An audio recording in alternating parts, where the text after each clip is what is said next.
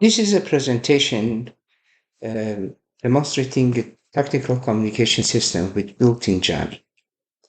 To explain the system, I first need to go through full duplex wireless transmission. As you know, current wireless systems are half duplex, meaning that a unit is either sending or receiving, but cannot do both at the same time. Full duplex wireless would double the amount of available bandwidth, and consequently, it's a very important issue in wireless. It's theoretically possible, but very hard to realize due to huge amount of interference caused by a transmitter to its own receiver. And it's believed to be the most important addition to wireless networks, and its realization has challenged the academic and industrial communities for several decades. I was recently attending PIMRC, and I am certain, after talking to some friends, one being a former faculty member at Stanford who retired after selling his first company and now is acting as a venture capitalist, the second one for MIT in the same boat, and people from two different companies very active in wireless major companies. And these people were very clear that there are no prototypes of full duplex functioning as expected. And for this reason, essentially,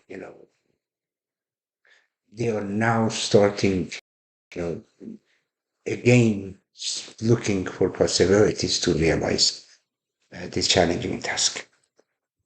So you will see a video at the end of this presentation, which shows the very first fully functional full duplex wireless system, which is designed and developed and implemented at UW.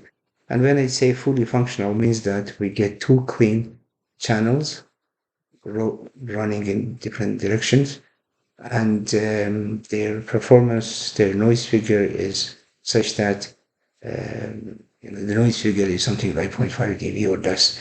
So we reach to the level of thermal noise, which is absolutely the limit that anybody can hope for. And before seeing the video, let me first go through the benefits of full duplex wireless with some modification in tactical communication.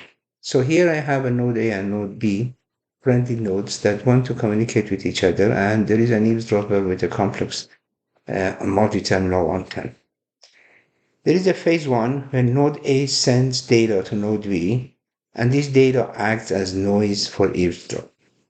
At the same time, node A sends noise, and the noise is heard by its own receiver terminal, but it's removed because of our ability to remove the self-interference. And then for full duplex operation, there will be a phase two in the next OFDM symbol, where the roles of A and B are switched within the OFDM cyclic prefix, and phase one and phase two alternate. This essentially end up that an eavesdropper receiving a signal through certain path and a noise through the same path. So it will be very difficult for eavesdropper to improve its signal to noise ratio through beamforming. So the signal and the noise emitted by each unit reach the eavesdropper, making it hard for eavesdropper to improve the signal and not the noise. And any eavesdropper listening to any of the two units suffers from the jamming signal sent by both friendly units. Thank you. And next we see the demo. Here we have two full duplex radios that are identical to each other, in the sense that each of them can send, the other one receives, and the other one sends, the first one receives. This is the first radio, and this is the second radio. They are now simultaneously sending signal to each other over the same time and the same bandwidth. Each radio has an antenna that is designed such that the waveguides are designed in a very, very innovative way, in my opinion, that the signal cancel to a large extent within the antenna. Now, let's look at what we have on the screen of the computer. We will display these graphs a few times.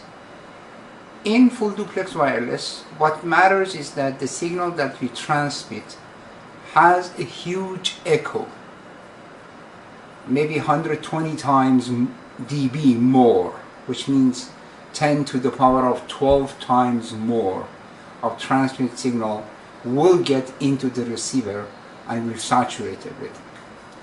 The questions are, how can we cancel this? And the cancellation should be such that at the end of the day, the noise figure of the system doesn't degrade. Companies like, Como or others that they talk only about cancellation, they don't talk about noise figure. What matters is that at the end you reach to the thermal noise floor.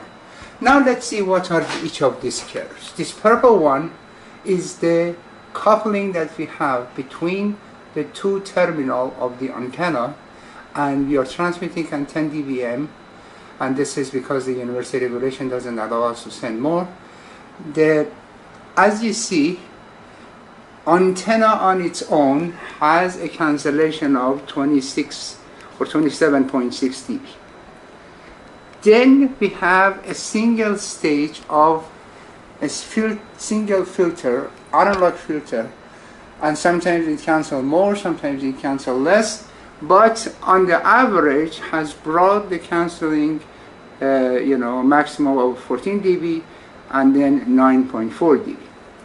Then after this cancellation, the signals are weak enough such that we can take them inside A2D.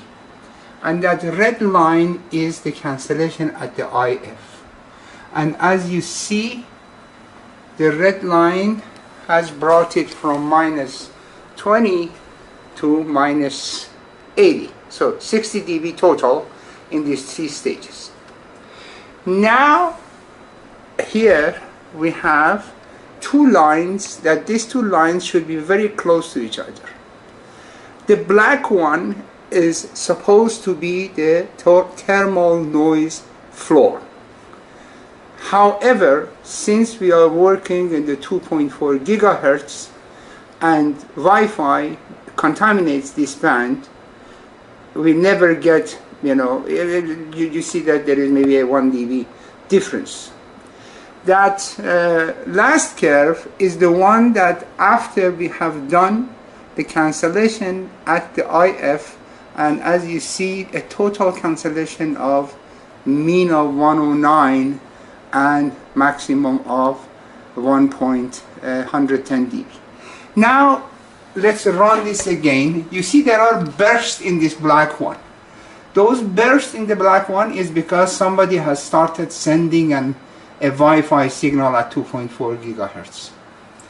The important point is, whatever happens, for example here, the first level of cancellation and the second level of cancellation were going up and down because people were moving around, but at the end what we get, this curve comes very close to the noise level, and the fluctuation in the noise level, as I mentioned, is because of the Wi-Fi. Now my colleague runs it again, and please increase the time to maybe 20 seconds or 50 seconds. And now you see, similar situation. So you see here, they are right on top of each other, and then there is a burst of Wi-Fi, When there is no burst of Wi-Fi, the two are right on top of each other. And now in any event, at the end, you see that our purple curve is very close to the thermal noise level. This system, in this demonstrations, we're sending maximum data rate that you can send over the bandwidth from A to B and simultaneously from B to A. It's important to point out the robustness of the system, that even if when we get bursts of Wi-Fi that are very strong signals, the system still doesn't, our full duplex system doesn't encounter errors. And next we will look at the error behavior. So now you have to run it again, and this other laptop will show the two curves. One is error rate and the other one is data rate. Now, error rate, can you please put your, is it running? No, you have to run it.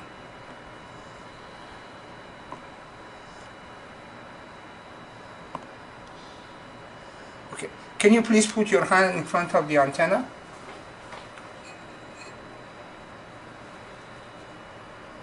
One more. Yeah, you see? There are some errors, but it went back to normal.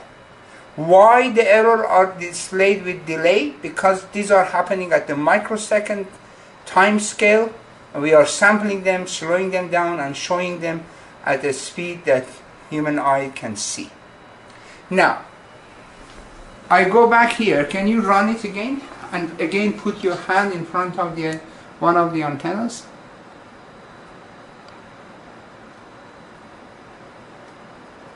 Okay. So you see, when he put his hand in front of the antenna, okay, so you look at that red curve, how it jumped up, this one, but final cancellation is still at the noise level. What you see here is Wi-Fi. This is Wi-Fi. This is Wi-Fi. What matters is that our curve, the final outcome, and you see that we have cancellation in the range of 116, 111, 110, we reach to the thermal noise level, which means that there is no way that somebody can do better than this. We have obtained two completely clean line of communication over the same spectrum, transmitting at the same time.